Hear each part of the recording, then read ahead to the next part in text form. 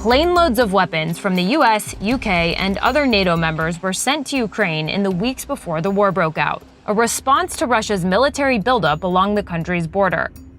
And after Russia launched its violent invasion on February 24th, those shipments not only got bigger, but they started coming in from more and more countries.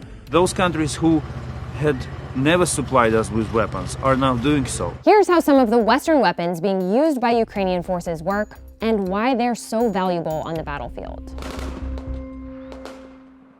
Hundreds of American Javelins have been sent to Ukraine over the past few weeks.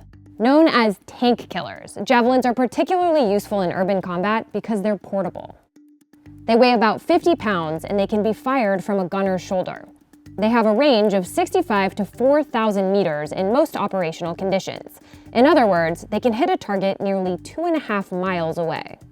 And Javelin missiles have infrared seekers, which allow them to make adjustments in the air in order to hit a moving target.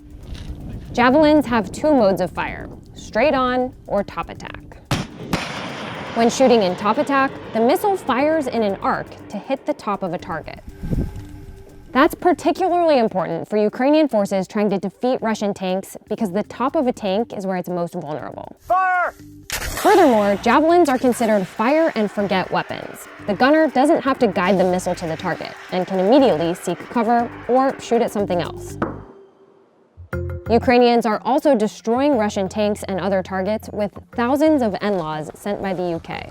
NLAW stands for New Generation Light Anti-Tank Weapon. Similar to Javelins, they're portable and can be fired from the shoulder in both direct and top attack modes. But there are some key differences. At 27 pounds, an NLAW is almost half the weight of a Javelin, and its range is much shorter, 20 to 800 meters. And the weapon uses what's called predicted line of sight, meaning the missile cannot make adjustments in the air.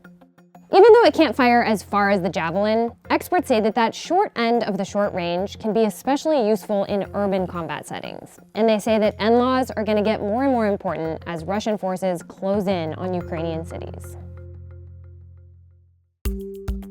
Then there are American Stingers, which can shoot down low-flying airplanes, helicopters, and even drones. Stingers weigh 35 pounds, so they're also portable. Their range is classified. And Stingers use an infrared seeker to lock on to flying targets, allowing them to adjust their flight path mid-air. Stingers are considered to be highly accurate. And so far, experts say that they've helped Ukraine prevent Russia from dominating the airspace. That's important because as long as the airspace is contested, Russia can't just bomb at will or freely fly troops and equipment around the battlefield. And then there are Turkish drones, known as TB2s, which Ukraine initially received in 2019. The Ukrainian Air Force says the drones are now being used to conduct surveillance and strike Russian assets.